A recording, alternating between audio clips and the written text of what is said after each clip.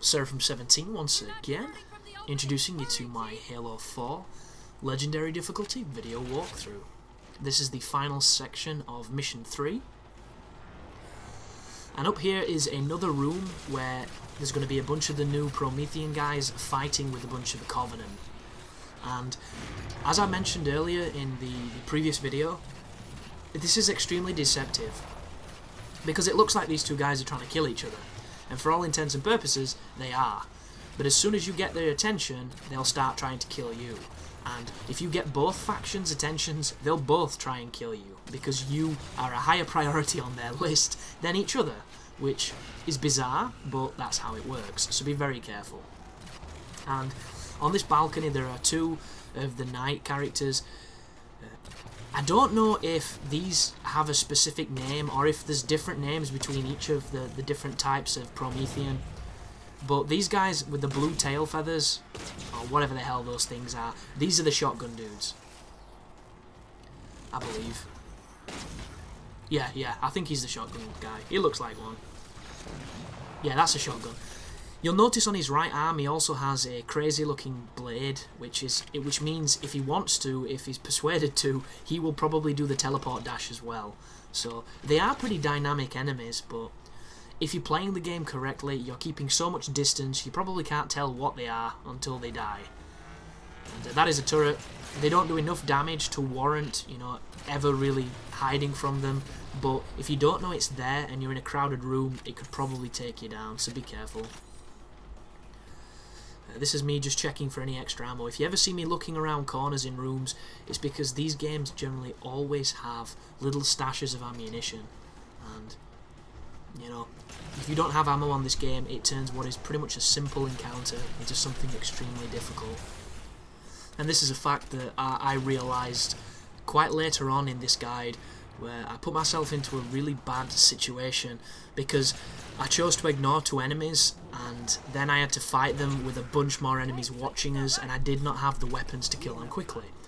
And if I did have the equipment I needed at that moment, it would have been simple. But that one miscalculation turns it into a completely different affair, and everything in this game has the potential to be that moment if you let it. And it's all about making sure you've got decent weapons with you, filled with ammo, to get you out of a bad situation. And the luxury of this guide is, I've made a lot of mistakes during my recording run, so I know a lot of the times in areas where I screwed myself. And the biggest frustration with something like this is you can't follow a guide, completely in a game like this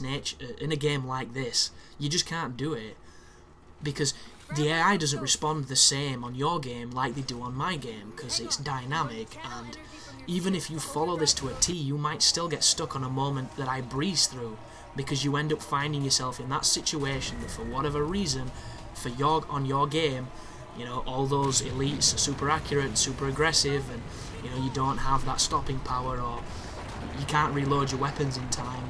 There's a lot of shit like that. And it's the test of the man, essentially. If you want to get that achievement for beating this game solo on Legendary, there will be moments where you definitely have to earn it, and all I can do is hopefully make those moments less painful as I run down these fleeing grunts, which is actually not as satisfying as you'd think. They didn't seem to make too much of a squelch or smear or anything like that, but all you've got to do here is drive the ghost, and just like everything else that's a vehicle-related incident in Halo, sometimes they'll flip, sometimes they'll just, they'll hit a rock the size of a Malteser and you'll do 7 barrel rolls. Like it's... there we go. There was the Malteser, there was the aforementioned barrel rolls. Sometimes it'll kill you, other times it won't. It's a pain in the ass. There's nothing really much that can be said.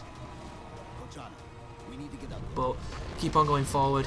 You'll know you're at the end of this sequence because you'll see the ship.